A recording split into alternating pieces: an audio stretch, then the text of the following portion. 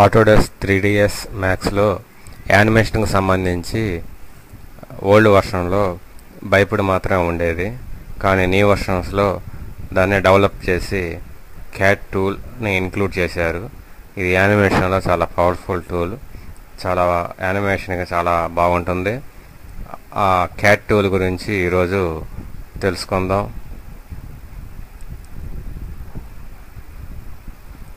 ఇక్కడ మెనూలో క్రియేట్లోకి వెళ్ళి క్రియేట్ మీద క్లిక్ చేయండి.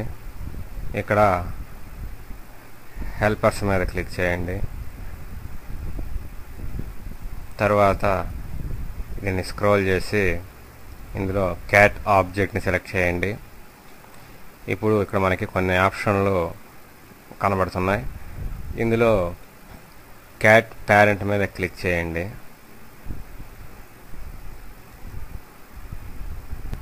క్యాట్ పేరెంట్ మీద క్లిక్ చేసినప్పుడు ఇక్కడ మనకి యూ పోర్ట్లో లెఫ్ట్ మౌస్ బటన్ని క్లిక్ చేసి అలాగే ఉంచి మౌస్ని డ్రా చేయండి. ఇక్కడ మనకి క్యాట్ పేరెంట్ అనేది రావడం గమనించవచ్చు. ఇది క్యాట్ ఆబ్జెక్ట్కి పేరెంట్. ఇక్కడ నుంచి మనం క్యాట్ అనేది క్రియేట్ చేసుకోవడం జరుగుతుంది.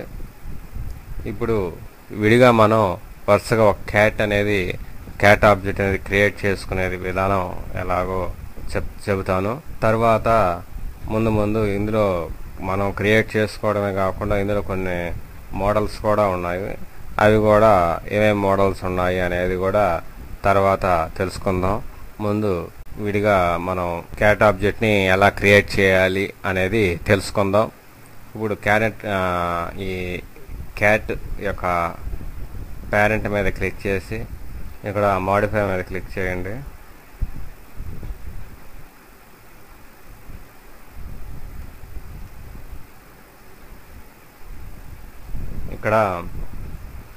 ఇక్కడ క్యాటరిక్ లోడ్ సేవ్ అనే ట్యాబ్ ఉంటుంది. దాని ప్లస్ మీద క్లిక్ చేయండి. అది స్క్రోల్ అయ్యి మనకి మెనూ డిస్ప్లేలోకి వస్తుంది. ఇప్పుడు ఇందులో మనకి క్రియేటివ్ పెలివియస్ అనే ఆప్షన్ ఉంది. ఈ ఆప్షన్ మీద క్లిక్ చేయండి. ఇక్కడ యూ పోర్ట్లో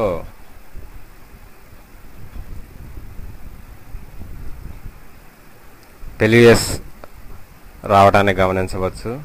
ఇదే పెలివియస్. దీన్ని మనం ఇక్కడ ఈ సైడ్ ప్రాపర్టీస్ మెనూలో కూడా సైజుని కస్టమైజ్ చేయవచ్చు. లెంగ్త్ కానీ విడ్త్ కానీ హైట్ కానీ మార్పులు చేయవచ్చు.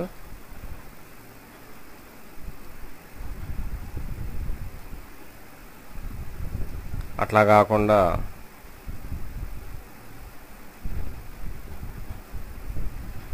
ఇక్కడ స్కేల్ టూల్ ఉపయోగించుకునే అయినా మనం విడిగా చేయవచ్చు. లేదు ఇక్కడ మనం ప్రాపర్టీస్ అవి మార్చినా సరే సరిపోతుంది. ఎలాగైనా కానీ దాన్ని మనం రీసైజ్ చేయవచ్చు. ఇప్పుడు ఈ పెలివియస్ని సెలెక్ట్ చేసి ఇక్కడ హబ్ సెటప్ అని ఉంటుంది. ఇక్కడ ఈ హబ్ సెటప్లో ఫస్ట్ ముందు మనం వరుసగా మనకు కావాల్సిన ఆ క్యాట్ ఆబ్జెక్ట్ అంటే మనకి బైపుడ్ ఎలాగ ఉంటుందో అలా ఒక స్కెలిటన్ అంటాము. దీన్ని మాయాలో అయితే స్కెలిటన్ అంటాము. అదే మా 3ds మ్యాక్స్లో ఓల్డ్ వర్షన్లో అయితే బైపుడ్ అంటాము. ఇప్పుడు ఎట్లా ఉంటుందో దానికి ఒక లెగ్స్ మనకి తర్వాత ఆర్ము తర్వాత స్పెయిన్ కానీ హెడ్ కానీ ఇవన్నీ వరుసగా మనం క్రియేట్ చేసుకోవాలి. ఇప్పుడు మొత్తం మీద మనకి క్యాట్ అనేది క్రియేట్ అవుతుంది. ముందు ఫస్ట్ యాడ్ లెగ్ మీద క్లిక్ చేద్దాము. ఇక్కడ గమనించండి, యూ పోర్ట్లో లెగ్ రావటం గమనించవచ్చు.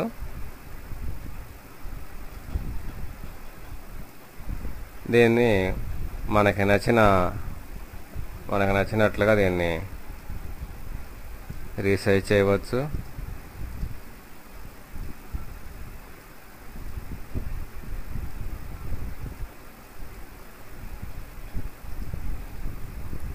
అలాగే ఇందాక చెప్పినట్లుగానే ఇక్కడ అయినా మనం వాల్యూస్ మార్చుకుంటే రీసైజ్ అవుతుంది. లేదా మనకి ఇక్కడ రీస్కేల్ ఆప్షన్ ఉపయోగించైనా సరే దీన్ని రీసైజ్ చేసుకోవచ్చు. ఇంకో విషయం తెలుసుకోవాల్సిన విషయం ఏమిటంటే, అంటే మన క్యారెక్టర్కి తగ్గట్టుగా దీన్ని మనం రీసైజ్ చేస్తాము. రీసైజ్ చేసిన తర్వాత మనం రైట్ సైడ్ లెగ్ని క్రియేట్ చేసినప్పుడు ఆటోమేటిక్గా మనం ఏదైతే రీసైజ్ చేసామో అదే టైపులో రైట్ సైడ్ లెగ్ కూడా క్రియేట్ అవుతుంది. గమనించండి. మళ్ళీ యాడ్ లెగ్ మీద క్లిక్ చేస్తున్నాను. ఓకే, ఇక్కడ గమనించినట్లయితే ఇక్కడ ఎలాగుందో ఇందాక ఇది కొంచెం ఈ పార్ట్ అనేది కొంచెం చిన్నదిగా ఉంది, స్మాల్గా ఉంది. దీన్ని మనం ఇందాక నేను కొంచెం రీసైజ్ చేసి దీని సైజు పెంచాము. ఇప్పుడు క్రియేట్ చేసిన లెగ్ రెండో లెగ్ కూడా అదే సైజుతో క్రియేట్ అయింది. అంటే మనం ఒక లెఫ్ట్ సైడ్ మన క్యారెక్టర్కి తగ్గినట్టుగా రీసైజ్ చేసుకొని దానికి తగ్గట్టుగా మనకి అది ఏ ఏ సైజు కావాలో ఆ సైజు తగ్గట్టుగా రీసైజ్ పూర్తయిపోయిన తర్వాత అప్పుడు రెండో లెగ్ యాడ్ లెగ్ అనేది క్లిక్ చేస్తే అదే ప్రాపర్టీస్తో అదే సైజులో రెండోది రైట్ సైడ్ లెగ్ కూడా క్రియేట్ అవుతుంది. అప్పుడు మనకి వర్క్ అనేది కాస్త తేలిగ్గా ఉంటుంది, త్వరగా పూర్తవుతుంది. ఇప్పుడు లెగ్స్ క్రియేట్ చేయటం అనేది పూర్తయిపోయింది. తర్వాత మనం స్పెయిన్ క్రియేట్ చేద్దాం. ఇప్పుడు మనం క్రియేట్ చేసేటప్పుడు పెల్వియస్ సెలెక్ట్ చేసుకోవటం అనేది కంపల్సరీ. పెల్వియస్ సెలెక్ట్ అయి ఉందా లేదా అనేది ముందు గమనించండి. పెల్వియస్ సెలెక్ట్ చేసిన తర్వాత ఇప్పుడు ఇక్కడ యాడ్ స్పెయిన్ మీద క్లిక్ చేద్దాము.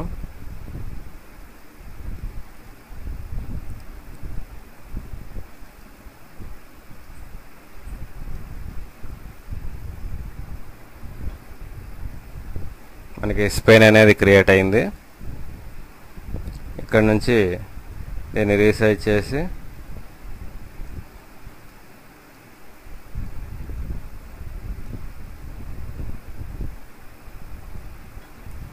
మన క్యారెక్టర్ తగ్గట్టుగా దీన్ని కూడా మనం రీసైజ్ చేసుకోవచ్చు. ఇక్కడ నుంచి ఇక్కడ దీన్ని సెలెక్ట్ చేసి ఇప్పుడు యాడ్ ఆర్మ్ క్లిక్ చేద్దాము. ఇప్పుడు దీన్నైనా మనం ఇందాక చెప్పినట్లుగానే కొద్దిగా రీసైజ్ కావాలంటే చేసుకొని ఇప్పుడు అదే పద్ధతిలో మళ్ళా యాడ్ ఆర్మ్ అని క్లిక్ చేసినప్పుడు రెండో సైడ్ కూడా మనకి ఆర్మ్ క్రియేట్ అవ్వడం గమనించవచ్చు. లెగ్స్, స్పెయిన్, ఆర్మ్ వరకు క్రియేట్ చేయడం పూర్తయిపోయింది. నెక్, హెడ్ అనేది కూడా మనం క్రియేట్ చేయాలి. స్పెయిన్ అనేది సెలెక్ట్ చేసి యాడ్ బోన్ మీద క్లిక్ చేయండి. ఇప్పుడు మనకి ఇక్కడ బోన్ యాడ్ అవడానికి గమనించవచ్చు. దీన్ని రీసైజ్ చేసుకొని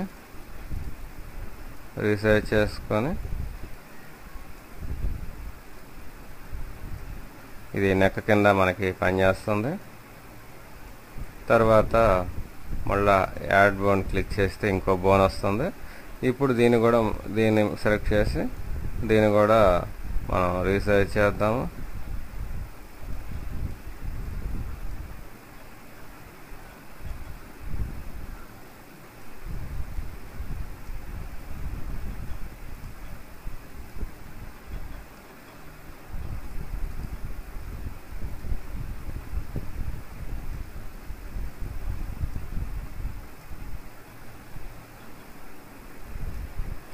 ఇప్పుడు మనం గమనించినట్లయితే మొత్తం ఇప్పుడు క్యాట్ ఆబ్జెక్ట్ మొత్తం మనం క్రియేట్ చేయడం పూర్తయిపోయింది.